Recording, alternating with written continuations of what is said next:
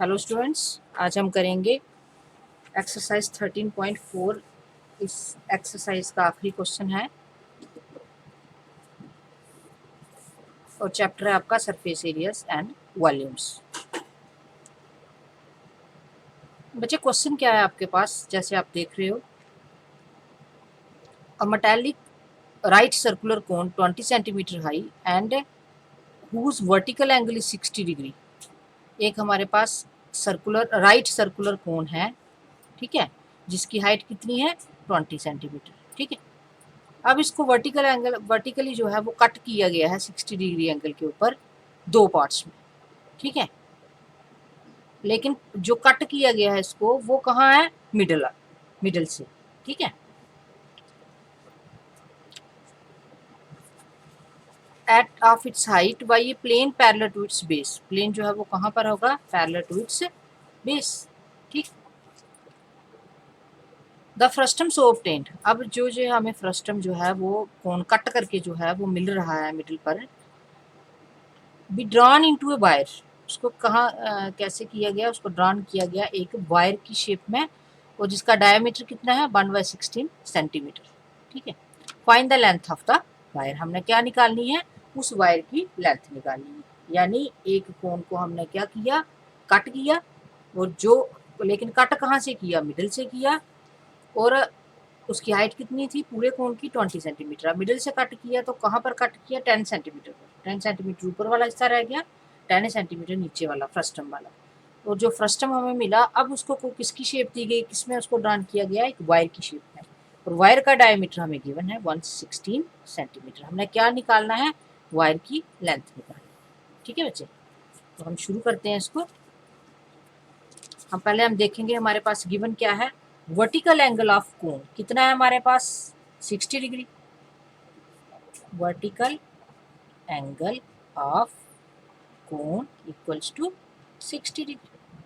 Altitude of cone जो divide कर रहा है वर्टिकल एंगल को, वो कितना है? कितने हिस्सों में बांट रहा है? 30 डिग्री में, ठीक है।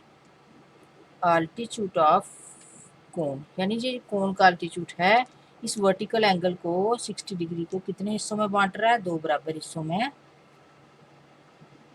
डिवाइड वर्टिकल एंगल इक्वल, कौन सा एंगल है वो? E O F.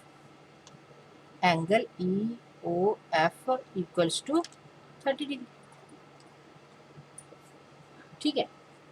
अब देखिए, in triangle O D B, ध्यान से देखना बच्चे, अगर हम ट्राइंगल लेते हैं ओ डी बी, ठीक है, तो इसमें अगर हम tan थीटा ढूंढते हैं, यानी जहाँ पर थीटा क्या है? 30 डिग्री। अगर हम tan 30 डिग्री ढूंढ रहे हैं तो किसके आएगा?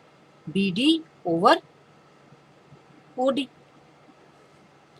B D over O D, base over altitude, tan 30 degree, ठीक है। अब बी डी कितना है? ये जो ऊपर वाला ये वाला हिस्सा है हमारा, इसका रेडियस हमने सपोज कर लिया स्मॉल आर है। और ओडी कितना है हमारे पास? ये हाफ पर काटा हुआ है। ओडी कितना है? 10। ये tan 30 डिग्री बच्चे कितना होता है? ये ट्रिग्नोमेट्री में टेबल जो है उसमें हम वैल्यू करते हैं tan 30, 45, इसी तरीके से 60 की। तो tan 30 की वैल्यू हमारे पास कितनी होती है? 1/√3। तो आर हमारे पास कितना आ जाएगा बच्चे? 10/√3 सेंटीमीटर। इसी तरीके से अगर हम इन ट्राइंगल ओ ई एफ, बड़े वाली ट्राइंगल लेते हैं हम, अगर ओ ई एफ, तो इसमें ई एफ सेम वैसे जैसे हमने वहाँ किया, जो बड़े वाली है, E F divided by O O E equals to, ये भी कितना आएगा? tan 30 में, बड़े वाली ट्राइंगल में ये भी tan 30 की वैल्यू होगी, है ना। अब हमारे पास ये वाला जो इसका रेडियस है बेस का, इसको हमने मान लिया कैपिटल आर है, और ये ओ ई कितना हो गया? 10 + 10 यानी कितना हो गया? 20। वैल्यू कितनी आ गई? tan 30 की 1/√3, ठीक है। अब कितना आ गया बच्चे जी, R/20 इक्वल्स टू 1/√3, यानी R की वैल्यू हमारे पास कितनी आ जाती है, 20/√3 सेंटीमीटर। अब हम निकालेंगे volume of frustum. Volume of frustum equals to किसके बराबर होता है जी, हमें पता है फार्मूला π/3 H, और ब्रैकेट में हमारा आएगा capital R square small r square R into R। अब देखो पाई की वैल्यू कितनी है, 22/7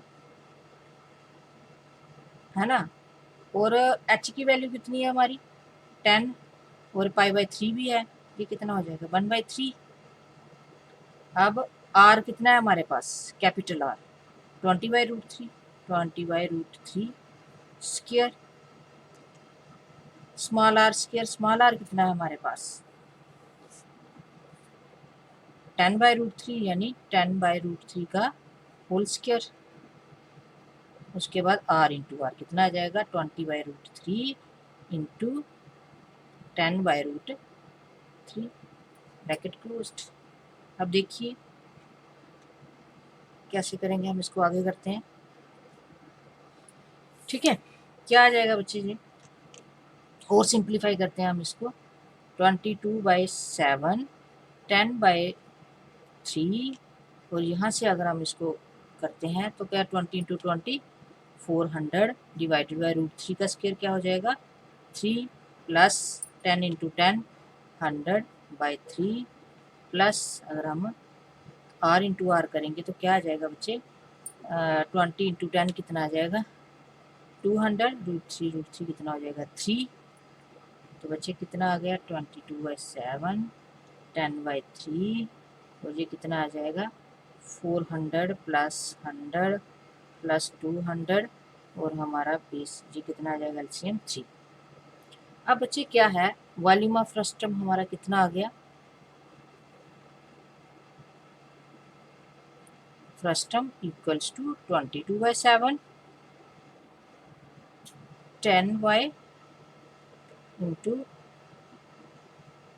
10, और इसको प्लस करके क्या आ जाएगा बच्चे हमारा पूरा 400 260 700, और 3 इंटू 3 कितना आ जाएगा 9 centimetre cube. 22/7 by 9 centimetre cube, ये आ गया हमारा वॉल्यूम।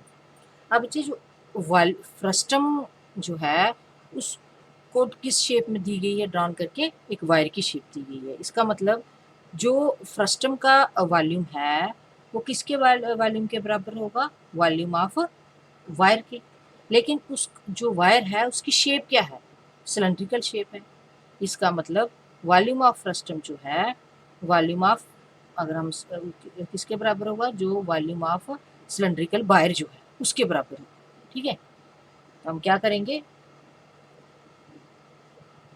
हमें पता है हमारे पास कितना है डायमीटर दिया हुआ सिलेंड्रिकल वायर का, कितना है डायमीटर ऑफ सिलेंड्रिकल वायर कितना है, इसको मान लेते हैं हम R1 है, इक्वल्स टू 1/16 सेंटीमीटर, और रेडियस कितना हो जाएगा इसका भी हम हाफ करेंगे, तो कितना आएगा बच्चे 1/2 इंटू 1/16 सेंटीमीटर, यानी 16 इंटू 2 कितना आ जाएगा 32 सेंटीमीटर। ठीक है, अब हम क्या लेट करते हैं कि जो हमारा सिलेंडर वायर बना है किस शेप में है, वो सिलेंडर शेप में है, तो उसकी हाइट कितनी है h सेंटीमीटर। तो volume of frustum equals to volume of cylindrical wire, दोनों का वॉल्यूम जो है वो बराबर होगा। ठीक है,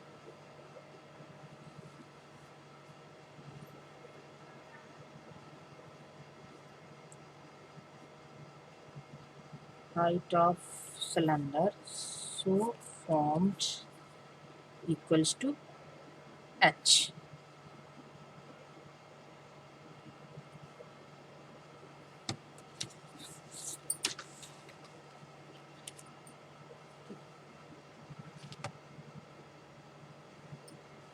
तो बच्चे volume of frustum equals to volume of cylindrical wire.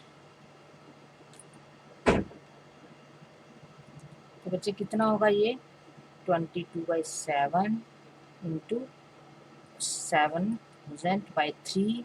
तो सिलेंडर का क्या फार्मूला हम लगाएंगे, पाई आर स्क्वायर एच, लेकिन हमारे पास आर हमने क्या लिया है R1 स्क्वायर इंटू एच। ठीक है, अब हम देखेंगे हमारे पास सबकी वैल्यू है, पाई की भी है, R1 की भी है, और एच नहीं है, एच हमने निकालना है, तो एच को हम इस साइड ले आएंगे। एच इक्वल्स टू 22/7 7,000/3 और नीचे आ जाएगा 22/7। ठीक है,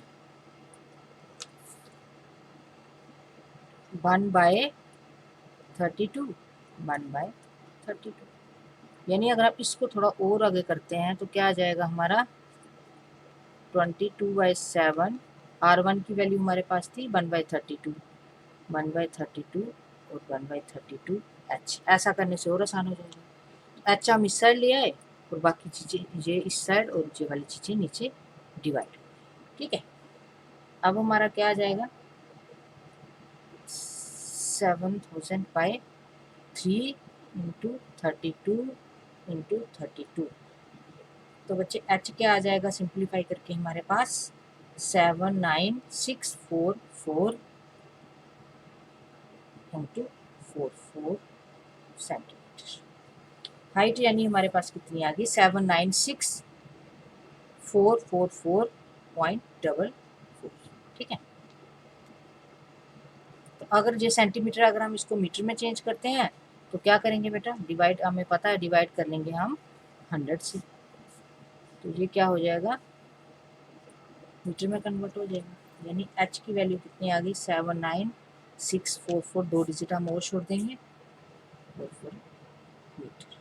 तो हमारी लेंथ जो है वो निकल गई। Hence length of cylindrical wire, जिसको हमने एच मानना था, वो बच्चे किसके बराबर आ गई 79644 मीटर। यही हमसे पूछा था। आज के लिए इतना ही, थैंक्स।